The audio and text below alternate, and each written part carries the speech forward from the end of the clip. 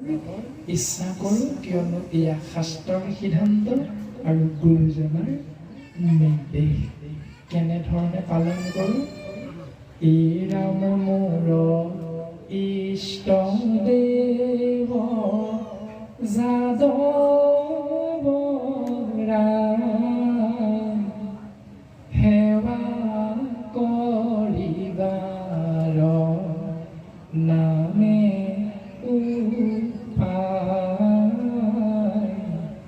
মোৰ ইষ্ট দেৱ যাদৱ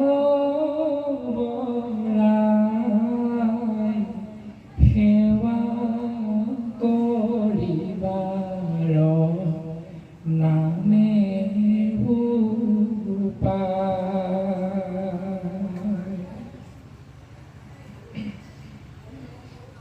মোৰ ইষ্ট দেৱ মানে জীৱ আত্মাবিলাকে আমি সমস্ত জনাই গুৰুজনৰ আৰ্শিক ধন্য হৈ বুজি পাই পদ্মমুখখনতে আমি উচ্চাৰণ কৰিছোঁ হৃদয় পদ্মত চিন্তা কৰি যে মই মানে হ'লো জীৱ আত্মা আৰু মোৰ ভজনীয় দেৱ উপাস্য তত্ত্ব হ'ল যাদৱ ৰায় মানে দৈৱকী নন্দন কৃষ্ণ।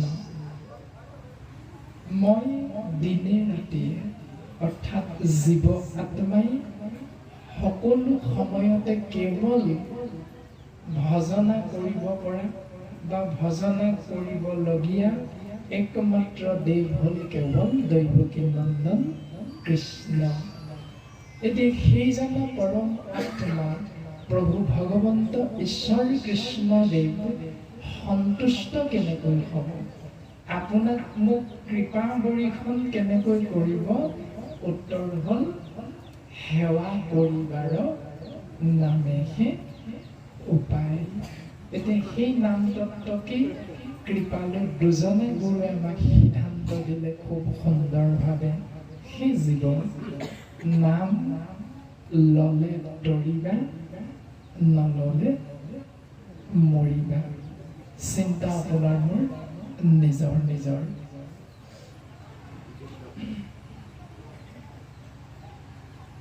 বৰ্তমান আমি সমস্ত জনা জীৱশ্ৰেষ্ঠ মনুষ্যই দুজনা গুৰুৰ কৃপাধন্য হৈ এনেধৰণে আমি ভগৱন্তক সন্তুষ্ট কৰিব বিচাৰোঁ।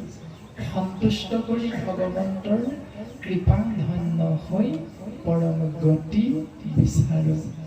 আৰু ইয়াৰ একমাত্ৰ নিদৰ্শন হ'ল বৰ্ষাৰূপ মহাপুৰুষ মাধৱ গুৰুজনাই সিদ্ধান্ত দিলে সি জীৱ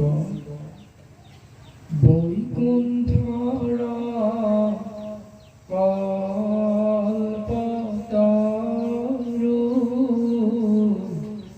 ভাগৱত শাস্ত্ৰ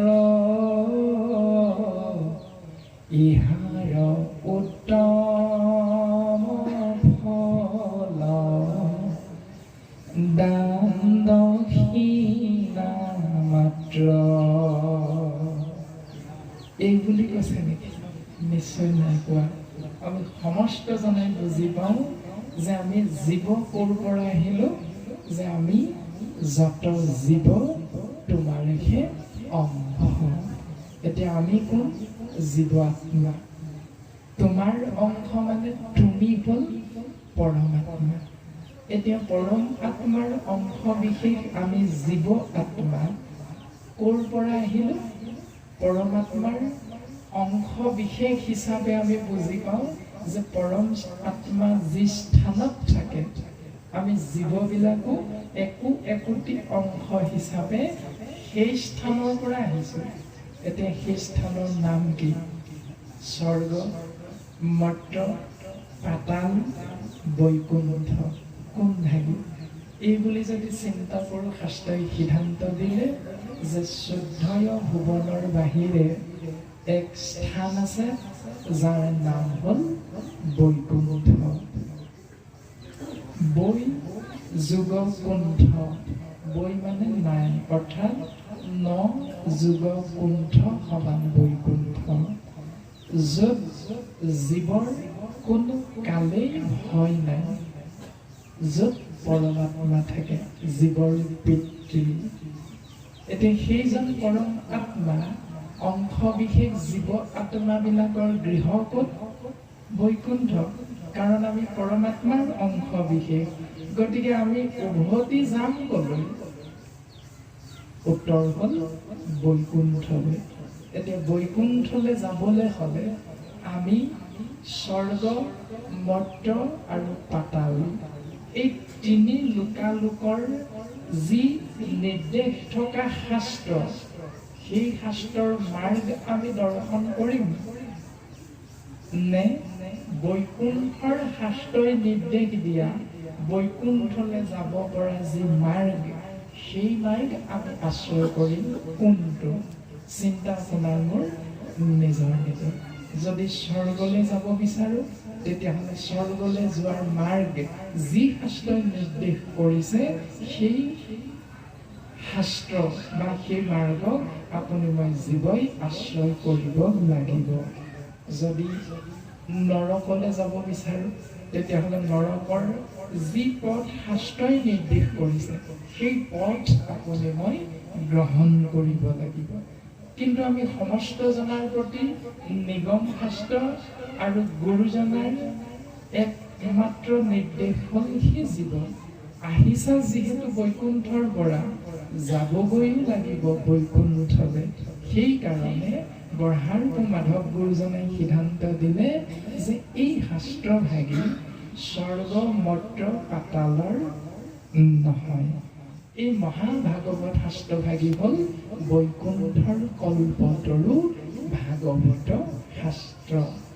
ইহাৰ উত্তম ফল দান দক্ষিণা মাত্ৰ, এই বুলি নাই কোৱা।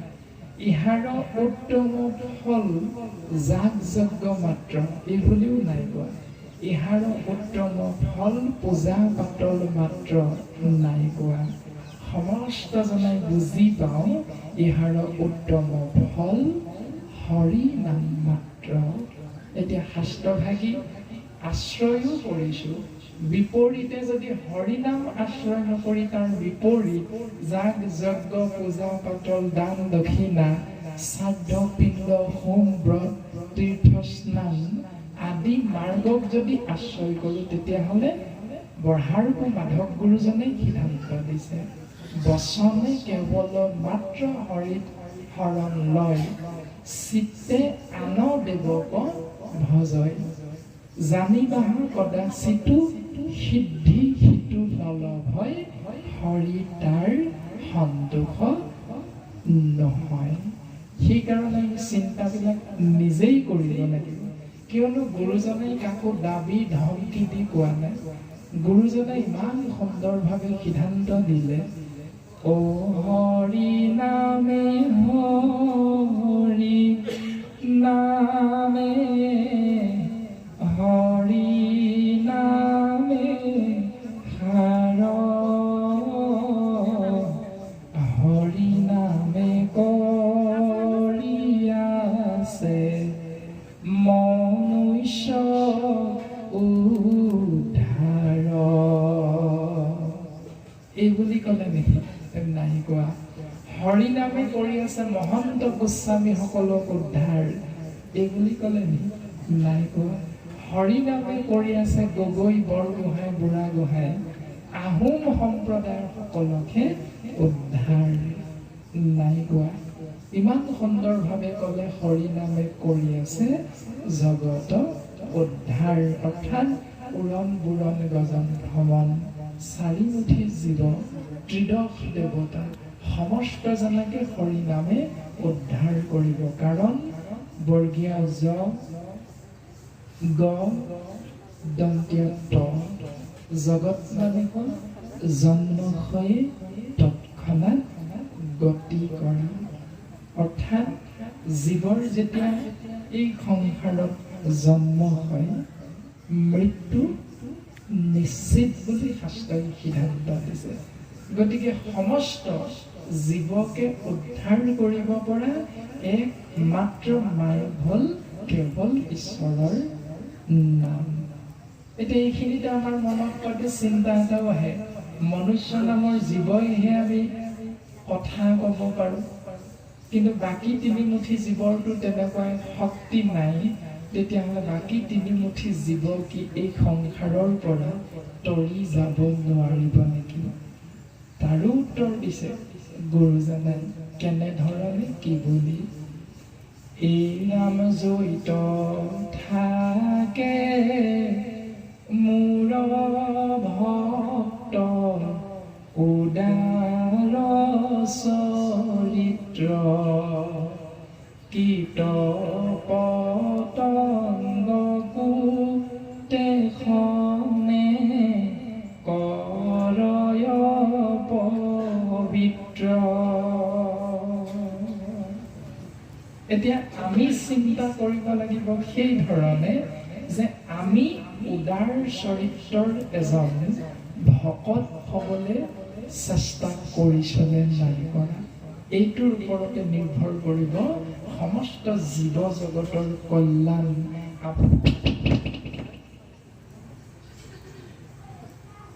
ৰাম ৰাম ৰাম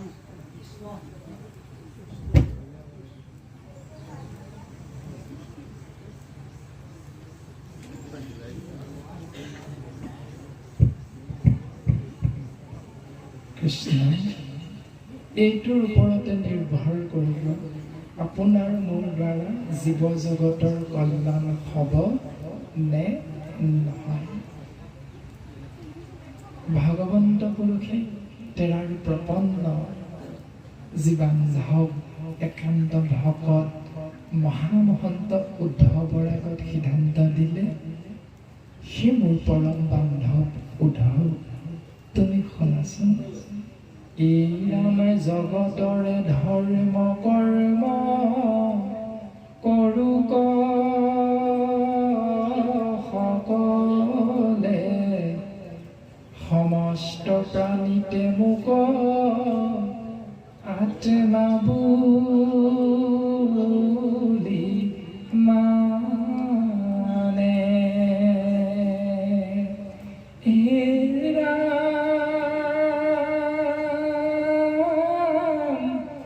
লাজৰি গুণ গাবৈ নাচৈ আনন্দতে, জগত পবিত্ৰ কৰে সেহিহে ভকতে।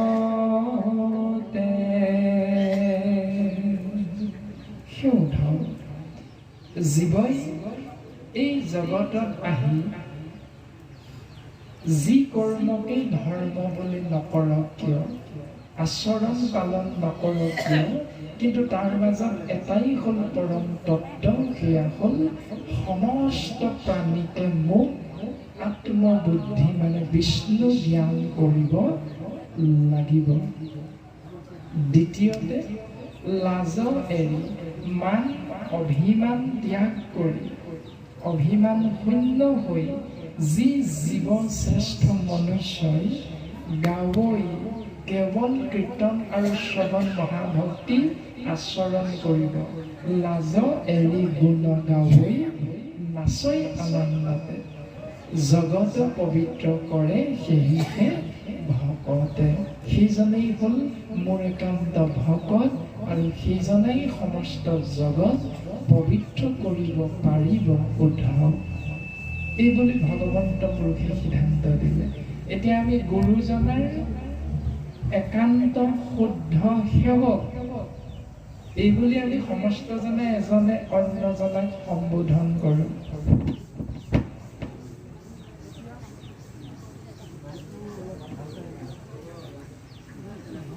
কৃষ্ণ। এতিয়া যে আমি এজনে অন্যজনক সাধু সন্ত মহন্ত ভকত বৈষ্ণৱ বুলি শাস্ত্ৰসন্মতে প্ৰশংসা কৰোঁ, প্ৰশংসা কৰি দিলেই আপুনি মই এজন ভকত হৈ গ'লো নেকি? এইটো আমি চিন্তা কৰিব লাগিব।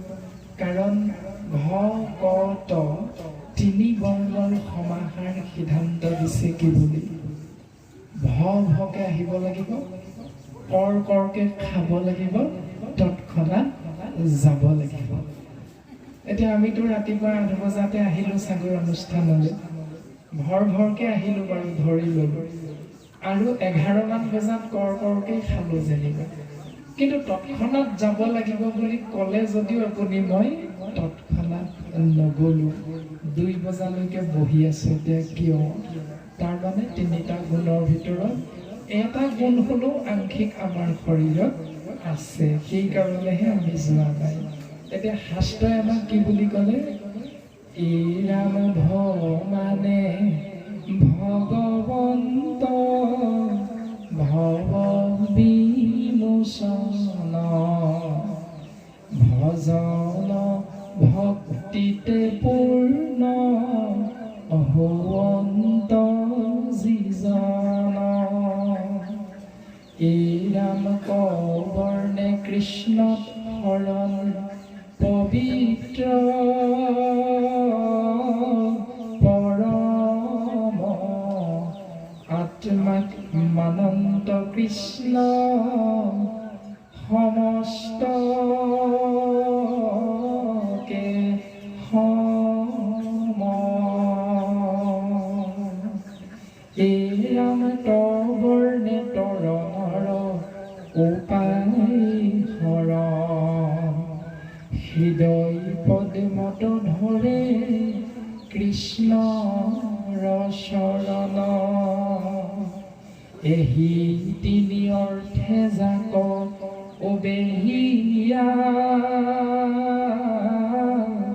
আশ্ৰয় সৰ্বজনে সেইজন ভকত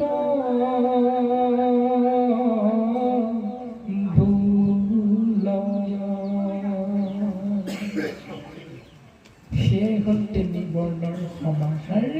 এটি জীৱৰ শৰীৰত থাকিব লগা শাস্ত্ৰসন্মত সিদ্ধান্ত। এতিয়া আমি চিন্তা কৰিব লাগে, এই 3 গুণ বিশিষ্ট আমি একোজন মনুষ্য শৰীৰধাৰী ভকত হয়নে নহয়?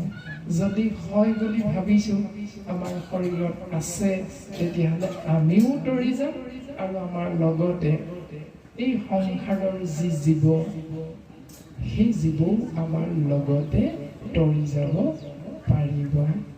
বৰ্তমান গুৰু, দেৱ, নাম আৰু ভকত এই 4 মহাবস্তুৰ বিষয়ে আপোনাক মহামহন্তৰ অগ্ৰত আমি মহামূৰ্খমতীয়ে আংশিক মাথোঁ আভাস প্ৰদান কৰা হ'ল। আমাৰ নিজৰ বুলিবলৈ একো নাই। সমস্তখিনি আপোনাক মহামহন্তই আদেশ আৰু আজ্ঞা যে আমাক কৰিলে, সেয়াকে আমি আশীৰ্বাদ হিচাপে এই আসনত মাথোন উপবিষ্ট হোৱা হ'ল। অমৃতময় কৃষ্ণ নাম মহাভাগৱত কথা, গুৰুদেৱ নাম ভকতৰ কথা আপোনাক মহামহন্তৰ অগ্ৰত আমি মহামূৰ্খমতীয়ে প্ৰকাশ কৰিবলৈ যাওঁতে ইমান পৰে। যি আগবাজ বঢ়া 2টা অপৰাধ ৰৈ গ'ল, শত সহস্ৰ কোটি অপৰাধ আপোনাক মহামহন্তে আমাক ক্ষমা দিব। আমি পুনশ্চ আপোনাক পৰম বৈষ্ণৱৰ চৰণ পংকজত সেৱা নিবেদন কৰা হৈছে। কৃষ্ণ মংগলাচৰণ পদ, মংগল যোগ আচৰণ সমান মংগলাচৰণ। সেই জীৱ যদি মংগল বিচাৰা, কাৰ চৰণ বিচাৰিবা? যদি মংগল বিচাৰা, আচৰণ কেনেধৰণে কৰিবা? এই সমস্তখিনি সিদ্ধান্ত পদচন্দই প্ৰকাশ কৰিছে। কেনেধৰণে কি বুলি আমি পদচন্দৰ জৰিয়তে প্ৰকাশ কৰিবলৈ চেষ্টা কৰা হ'ব। জয় জয় কৃষ্ণ কৃপাময় মহেশ্বৰ, যাৰ আজ্ঞা শিৰে বহে ব্ৰহ্মা হৰিহৰ। এতিয়া জয় জয়কাৰ ঘোষণা কৰা হ'ল মংগল বিচাৰি কাৰ? এজন ঈশ্বৰৰ, যিজনাৰ নাম ব্ৰহ্ম হ'ল কৃষ্ণ। যি শব্দ ব্ৰহ্মৰ আশ্ৰয় কৰিলে জীৱই কি হ'ব পাৰে কৃষক হেন শব্দটো পৃথিৱীবাচক ভৈল ন আনন্দত প্ৰৱৰ্তয় দুইৰো এক পদ ভৈলে পৰম ব্ৰহ্ম ৰূপ কৃষ্ণ নাম আনন্দক মাত্ৰ কয় ন আনন্দৰ গৰাকী পৰম ব্ৰহ্ম প্ৰভু ভগৱন্ত ঈশ্বৰ কৃষ্ণৰ কৃপা ধন্য হৈ জীৱও সেই আনন্দৰ গৰাকী হৈ যাব পাৰে সেয়াই হ'ল মংগল বিচাৰিব লগা একমাত্ৰ হ'ল ভজনীয় দেৱ ইহতত্ব উপাস্য দেৱ কেনেকুৱা কৃপাময় কেনেকুৱা কৃপাৰ সাগৰ কেনেকুৱা দয়াময় দয়াৰ সাগৰ কৰুণাময় কৰুণা সাগৰ এৰাম কৰুণাময় কৰুণাময়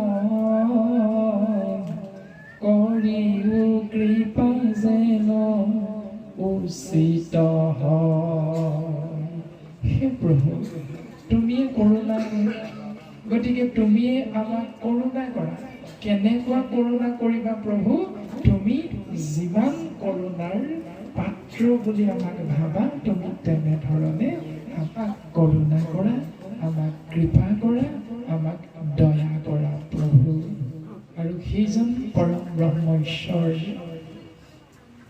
নিৰ্ঘাত সত্য সিদ্ধান্ত দিলে পদচন্দই মহেশ্বৰ বুলি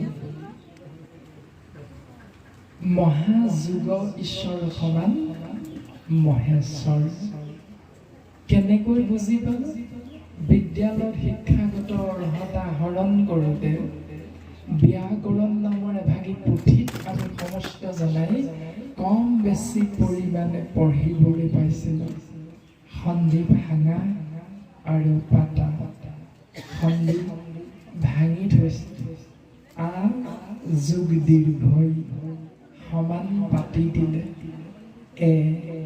এতিয়া আমি উত্তৰ পালোঁ মহেশ্বৰ মহা যোগ ঈশ্বৰ প্ৰথম শব্দ ব্ৰহ্ম হ'ল মহা শেষৰ বৰ্ণ মানে অন্তাক্ষৰ হ'ল আ যোগ দ্বিতীয় শব্দ ব্ৰহ্ম হ'ল ঈশ্বৰ আদ্যাক্ষৰ মানে প্ৰথম বৰ্ণটো হ'ল দীৰ্ঘই ব্যাকৰণত পালোঁ আ যোগ দীৰ্ঘই সমান সেইকাৰণে মহাযোগ ঈশ্বৰ সমান মহীশ্বৰ নহ'ল মহাযোগ ঈশ্বৰ সমান মহাশ্বৰ নহ'ল হ'ল মহাযোগ ঈশ্বৰ সমান মহেশ্বৰ যাৰাতকৈ যিজনতকৈ আৰু শ্ৰেষ্ঠতম দ্বিতীয় এজন ঈশ্বৰ নাই বুলি আমি সমস্ত জনাই বুজি পাওঁ আৰু সেইজনা ঈশ্বৰে